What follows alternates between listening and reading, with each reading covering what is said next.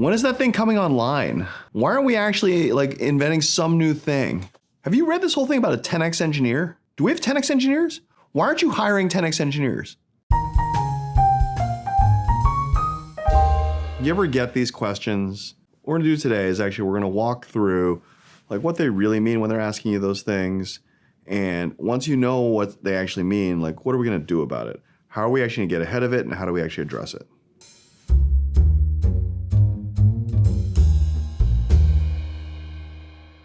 At the root of this, there's a couple things going on. One, they want more stuff out the door. They've got something that they need to have delivered and they're frustrated they can't get that out.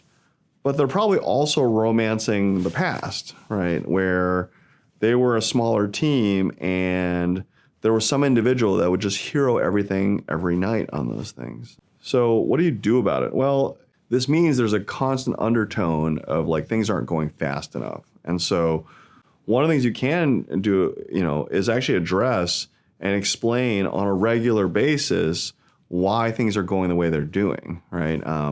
And so why are things going slow? Well, it could be that you're actually carrying a bunch more maintenance than you used to be, right? Like this isn't 4 years ago. We're not going to romance being 10 people in a room anymore because we now have 100 people and we're carrying 3 legacy products.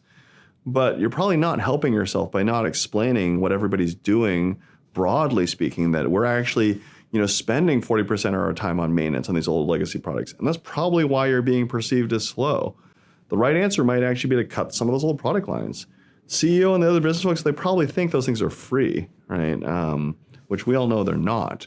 We're not helping ourselves by explaining that. So like part of this is an example of actually you need to address on a regular basis why you're going the speed that you're going. And in doing so, that actually helps. Now, the other part around their belief around one person is the hero that will save all.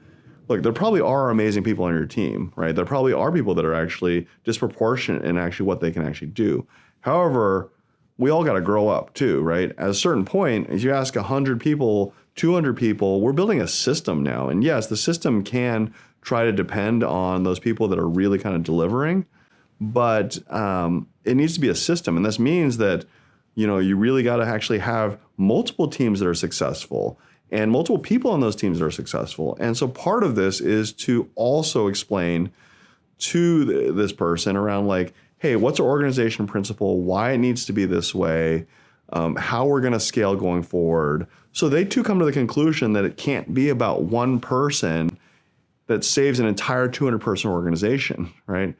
I mean, look, they just green-lighted a budget for these 200 people, of course. Like, so somewhere in their head, they're thinking that too.